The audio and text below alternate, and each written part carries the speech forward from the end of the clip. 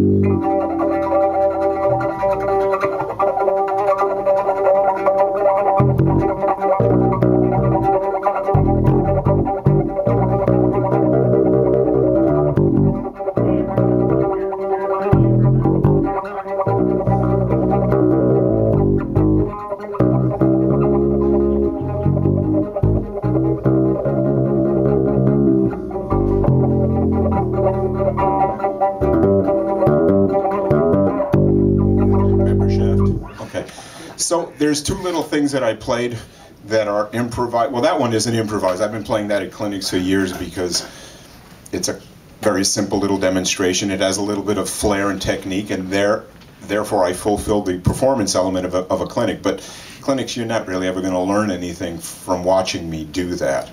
It's more of an entertainment, and which I'm pleased to provide. But it's just to clarify, clinics are not always the best place to learn anything. It's just a kind of a neat place to hang. As long as you know it, hang out.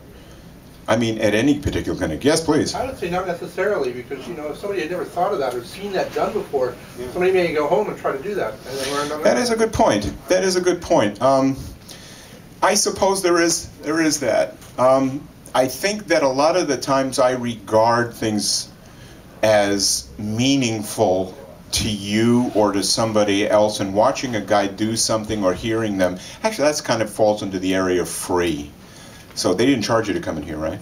No. Okay, so it kind of goes back to that educational thing that if I show you a couple of things, or a Spanish-speaking guy in the back teaches me some words in Spanish that I don't know, I have no obligation. He has no obligation. It's just like, yeah, in Spanish we, decimos silla, techo, and that's the end of the lesson. So in the sense of the free element of it, we can all show each other things and share in that regard. I'm just not terribly sure that it goes much beyond that. But, your point is well made. Yeah, I would just say, something you've never seen done before, knew you could do, and you've seen it, and it's like, they couldn't run a 4-minute mile, but as soon as somebody did it, then everybody could do it. It's an interesting point. It is. It's a very good point. I appreciate it, actually. It's kind of neat. I kind of look at sometimes in the clinics where we do things, and then What is it you got to learn? I know you guys are getting antsy because I've been going on for a while. Here's what to learn, and a lot of you guys know it. The chord tones. In different keys. Up and down the neck. Why? Because they're the heart and core of all bass music. That's something that bass players kind of didn't do. That's something that Ross didn't do when he started out playing, is he played. Then he started and started to do things. No big deal. I'm just sharing an educational point of regard. That if here's a blues, you want to do another demo with me? Sure. Sure. Well, I get my money's worth. Yeah. Play a blues solo in B flat, just like a blues solo. Maybe it'll be a chord tone, or I don't know. Let me just see what you like. Your tempo. Take that breath and relax, because I don't care about mistakes. Like it. This might relax me more. Sure. Why not? Great. Maybe not, actually. Yeah. Just a blues solo. Let me just walk one per line. We do one cut chorus, and then I'll do it.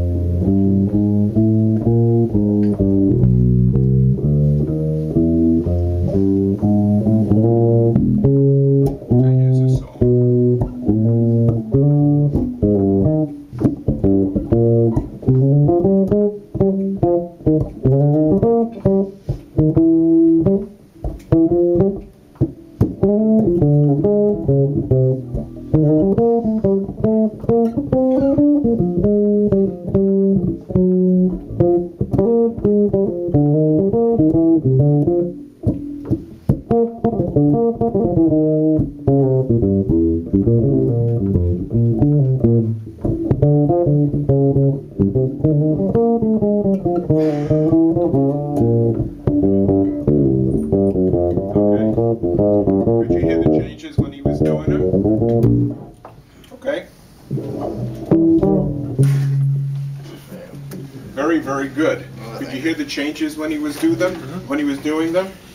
What happens with a lot of guys, this was very good. He was using a lot more chord tones, which is that 1, 3, 5, 7. Now, as an educational thing, I'll take what he did and just make it a little simpler, because I understand you want to show some of this stuff. You're a real good bass player, man, but you're going to have to lighten those hands just a smidgen. Maybe it's just the nerves are coming up here. But I think that if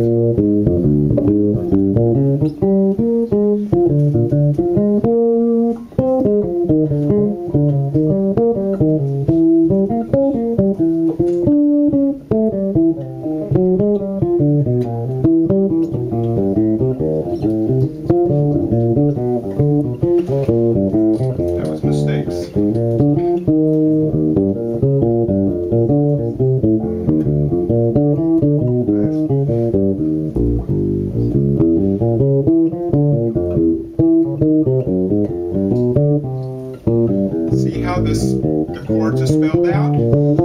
In fact, they're so spelled out that if I go out, you guys are going to hear it right away.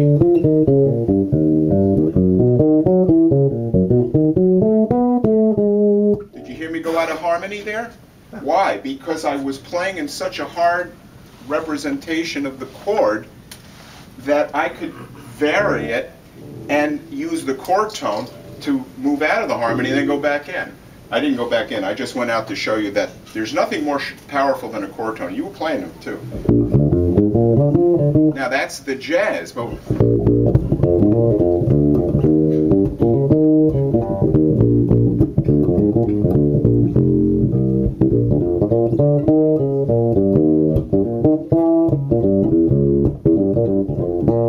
you can funk it, you could rock it, and the thing is that if you do this, then try it in different keys.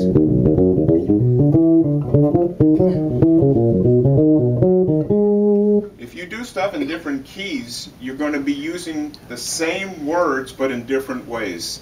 If you do a little bit each day and go up and down the neck, you guys can so triple and quadruple your playing at any particular time. I mean, the Tao goes like this with people that factualize music. And chord tones are really great to do. Chord tones are part of our literature. Chord tones. isn't. What about four tones? Oh, I did that, didn't I? Yeah, the second rate Chord tones. Chord tones are very strong. Also, resolution is everything. You won't find a bass line or a piece of music in the world that doesn't resolve. Think of any song. Let's go back to Carmen. What was it I played? No, you play the Toreador song. Oh.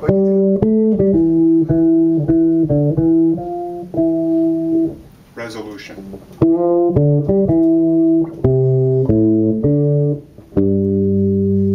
Resolution. Everything is resolution. Everything. What did hey Jude. Sorry, I'm already wrong. Hey Jude. Resolution. Resolution. Resolution. You hearing this? Name any song that you know and the melody resolves. Any song. Isn't it also basically the same thing as phrasing? It's like musical, but it's like a conversation. It's like when you speak and you're making a point, you always resolve it. People, if you're speaking, they do that. It's the same thing with your musical phrasing. Phrasing means how one lays out the line. I mean, I could phrase. That's a phrase. Sure. That's another phrase. Is another phrase. Phrasing is sort of how one uses it. I could say, I'm hungry, let's go eat. I am hungry, let's go eat. I am hungry, let's go eat. So I'm using the different phrases. What this is resolution. And we do it when we speak.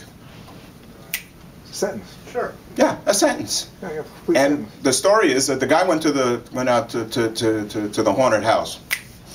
He walked inside and he was really nervous. And as he's looking around, a ghost came around the corner and scared him to death. So the guy ran out the house and never came back again. That's the whole story. 4 sort of points of regard, and it finally ended. The story's over. So if I play a solo,